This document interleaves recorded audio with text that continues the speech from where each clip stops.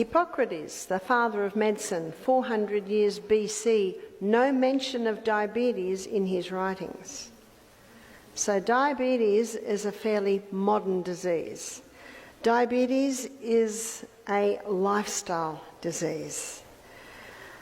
Newton's third law of motion states that to every action there's an equal and an opposite reaction. Why isn't the pancreas working?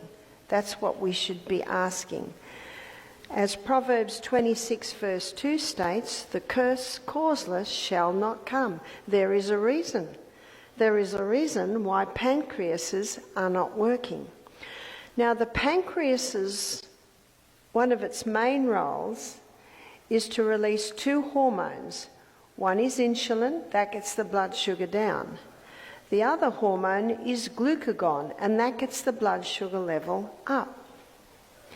Now, the meal that you had tonight, because it's high in fibre, I think everything had fibre, generous proteins, there's your legumes and some great fats, it gives a slow, sure, steady release of glucose, of nutrients. And that allows the pancreas to just release the insulin as it's needed. That's what every cell in the body wants, and that's what our pancreas wants.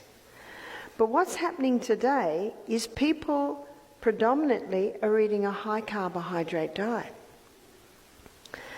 And this high carbohydrate diet releases a lot of glucose. And that glucose, when it gets into the blood, especially the refined sugar, and by the way, the refined grains, it's almost as high as sugar.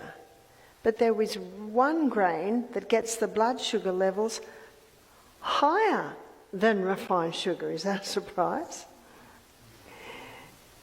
And the grain that does that is what? Bread and cereal and pasta and cakes, etc., and pizza are all made out of predominantly one grain. What's that one grain? It's wheat. Now, in the 1950s, wheat went through intensive crossbreeding. And the reason they put it through intensive crossbreeding is they wanted to create a plant with a high yield of grain, so that would help with the starvation crisis in Africa, in Mexico, in India. And eventually, Dr. Norman Boullag got a Nobel Prize for his hybridised wheat. At first, the stalk broke before the grain was fully ripe, because wheat used to grow that high. Do you remember that? We had a 25-year-old wheat farmer come to our retreat. He'd never heard of such a thing. He didn't know that wheat used to grow that high. And so they went back to the drawing board and they came up with a wheat that only grows this high. I was in Holland, probably a month ago now, and we're driving along. You know, it's very, very flat. And I saw big fields of sandy-coloured grass. I said, what is it? It's everywhere. They said it's wheat. It was only that high. So it had only to be that high with a thick stem, because some wheats are producing 8 to 10 times the grain that they originally produced. So in the 1970s, the wheat started to go worldwide. So by the 1990s, every bread, cereal, pasta, cake, etc., pizza, all made out of this hybridised wheat. It was rushed through with no safety studies. They didn't think they had to do safety studies on wheat. It was rushed through with no safety studies. And who's it experimented on? I'm not interested in being experimented on. I'm interested in experimenting whether exercise works. I'm interested in experimenting whether drinking more water works or going to bed earlier works, because if it doesn't work, I've lost nothing. They're the only things I'm interested in experimenting on. But I've found that they work. But what it produced, and they're starting to realise this only now, what it produced was a type of starch structure that gets the blood sugar level up higher than even sugar. So the starch structure that was created is called amylopectin A. And amylopectin A is the name of the starch that was produced. So let's look at what it does. We'll do it up here. It gets the blood sugar level up very high, very fast. So then you get a corresponding dump. So that's the A. So let me give you something to compare it to. Amylopectin B. Amylopectin B is found in bananas and potatoes. And if you're familiar with the glycemic index of food, bananas and potatoes, they're high on the glycemic index, so they get the blood sugar level up relatively high, relatively fast. Not as high and not as fast, so it's more like that. So that's your B. Amylopectin C is found in all your beans. There's your lentils, chickpeas, lima beans, cannellini beans, kidney beans. So what does the C do? The C gives a lovely steady rise, maintenance, lovely steady drop. That's what every cell in the body wants. So let's have a look at it on the glycemic index.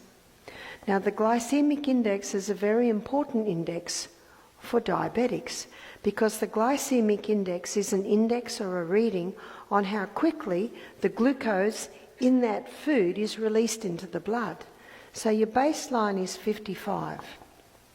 So all your berries sit at about 26. Grapefruit, it sits at 25.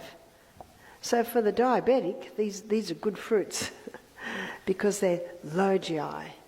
They're a lovely, slower delivery of fuel. Whereas bananas, they sit up here somewhere. So where does sugar sit? Sugar sits at 59. Where does white bread, white pasta, white cereal, it sits at 69 because of the amylopectin starch in it. What about whole wheat? Whole wheat bread, whole wheat cereal, it sits at 72. How could that be? Well, because the whole wheat isn't refined, it's got more amylopectin A in it. And it's the amylopectin A that gets the blood sugar level up.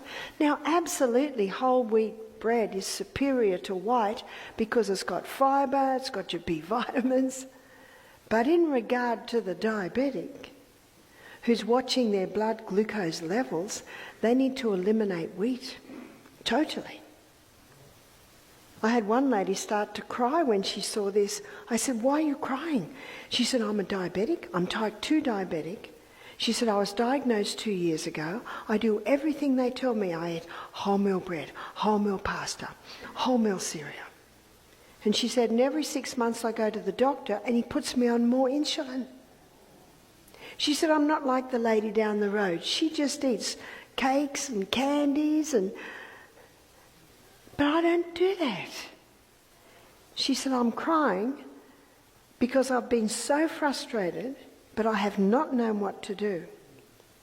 So why aren't the nutritionists told this? How much wheat does America grow? Acres of it. How much wheat does Australia grow? A lot. So it's big industry. So it's not an easy thing to change. And the farmers love the hybridised wheat. They've got to pay their bills. 10 times more grain per acre, that's 10 times more dollars per acre. So you see the problem. So no wonder diabetes has skyrocketed. It's not just the sugar, it's also the wheat.